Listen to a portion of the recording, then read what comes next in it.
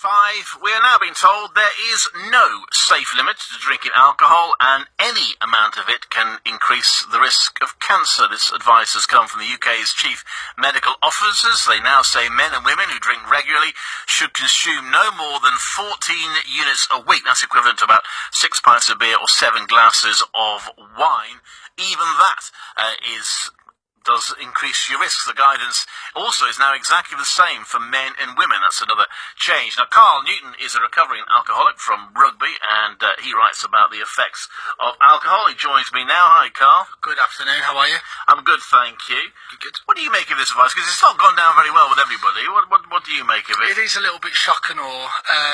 My initial reaction is that from my point of view, knowing what I know from studies, it's kind of points out the obvious, because alcohol is essentially a poison, and if you're going to inflict poison on a part of your body in as much proximity as sort of your mouth or your throat, then there's obviously going to be repercussions, and the risks are going to outweigh the benefits. I do think they're sensible guidelines, and I think what more than the actual amount of units that are being given to us, I think the after advice in it, which is try and have a few dry days a week, is probably more effective in my mind, certainly a message than the actual unit count. But yeah, it's a message that's needed for awareness, especially now during dry January. Yes, which you're wearing a t-shirt for, I see. But from your point of view, I guess the danger of alcohol, I mean, we're talking about health risk, but the danger of addiction was what affected you. Yeah. I personally have addiction down as more of a mental illness more than anything else, because in theory, if everybody who ever picked up a glass of wine became an addict, and that, that doesn't happen, and it's because there's something psychological going on.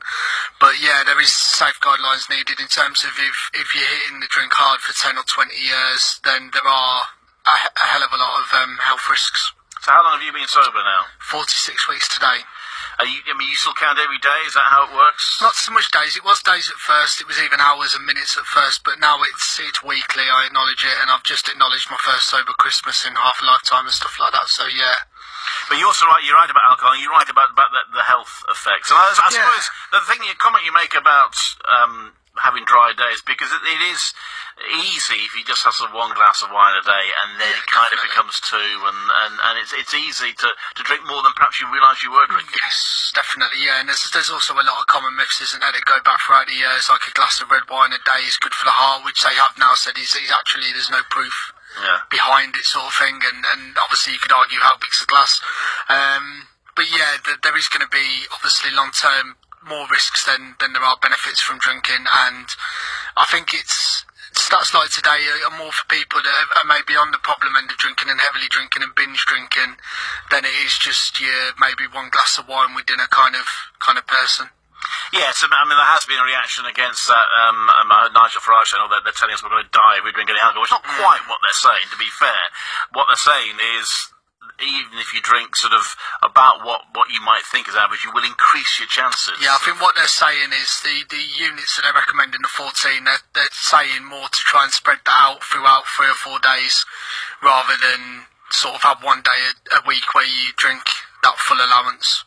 And what do you say to those that say this is sort of nanny stating and that we're in danger of treating alcohol like smoking? I mean, do you think it should be treated like that? Yeah. You do? Yeah, and one thing I've written about in my blog is, you know how we have the vivid warnings on boxes of cigarettes. I feel that should be more prominent on bottles of alcohol. Obviously there is, I think if you look closely enough, there's a little drink responsibly thing on most labels, but it needs to be a bit more poignant, so that the risks are known. And certainly at sale points in supermarkets where you can get stuff like 3 cases of lager or cheap bottles of spirits on offer, there needs to be suitable advertising as to the responsibilities and recommended amount. So do you think people are a bit blinkered perhaps about the effects of alcohol? I think at times, yeah, some people can be, yeah, certainly.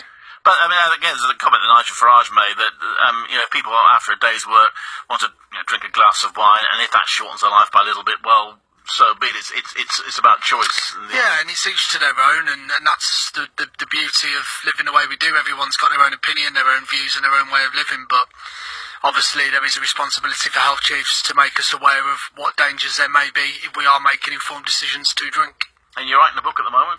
I am, yes. I'm writing a book. I started off with a blog and I'm now converting it into a book. A lot of studies I'm doing about addiction, alcohol, drugs, and a lot of things I'm campaigning for in there, like the labels. And also, I was on with Philipson a few weeks ago talking about minimum unit pricing. We talk about that in the book. And one idea I'm looking into at the moment is maybe trying to campaign for the philosophy of drinking to be raised to an age of 21 rather than 18 like they do in America, but I've yet to research the stats on how well America's been getting on with that, but it's something I am looking into and writing about in the book.